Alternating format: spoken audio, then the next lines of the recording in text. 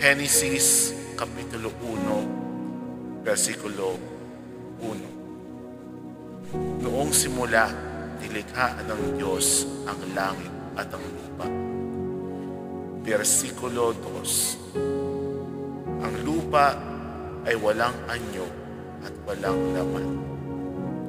Ang kadiliman ay nasa ibabaw ng kalaliman.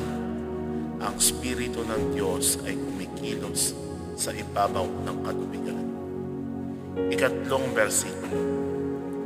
Sinabi ng Diyos, magkaroon ng liwanag at nagkaroon ng liwanag. Ikaapat na versikulo.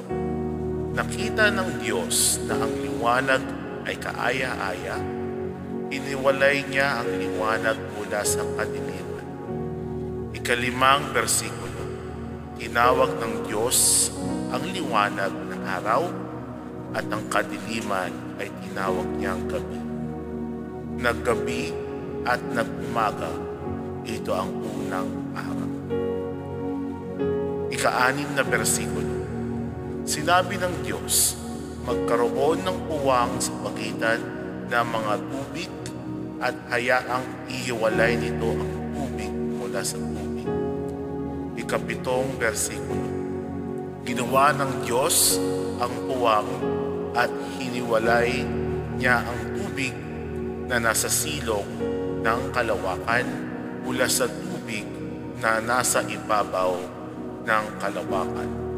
At nagkagayon na. Ika-8 versikulo. Tinawag ng Diyos ang puwang na langit, naggabi at nag-umaga.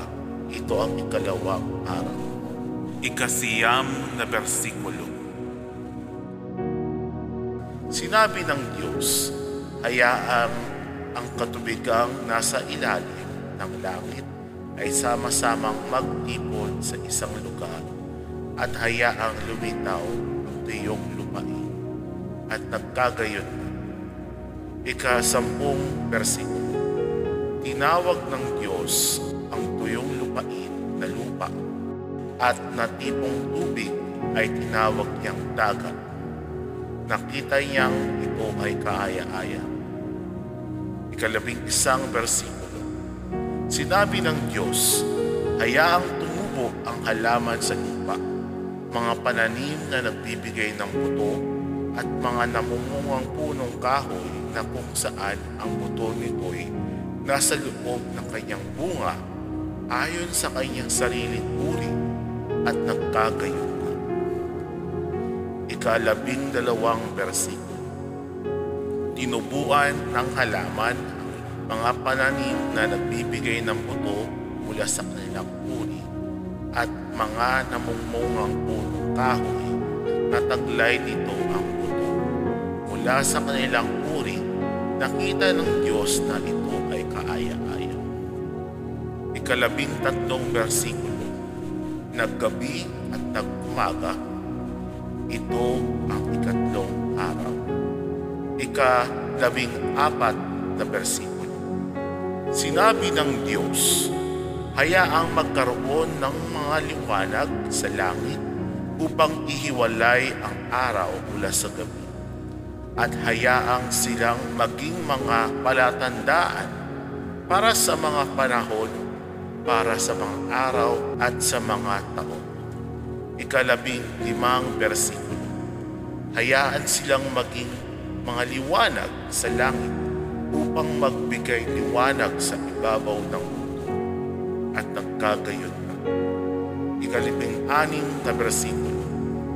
Ginawa ng Diyos ang dalawang malaking mga liwanag, ang mas malaking liwanag upang pamunuan ang araw at ang mas maliit na liwanag upang pamunuan ang gabi. Ginawa rin niya ang mga buto. Ika-17 versikulo. Iniligay sila ng Diyos sa langit upang magbigay liwanag sa ibabaw ng mundo, upang pamunuan ang buong araw at ang buong gabi, at upang ihiwalay ang liwanag sa kadiliman. Nakita ng Diyos na ito ay kaaya-aya. Naggabi at nag-umaga. Ito ang ikaapat na araw.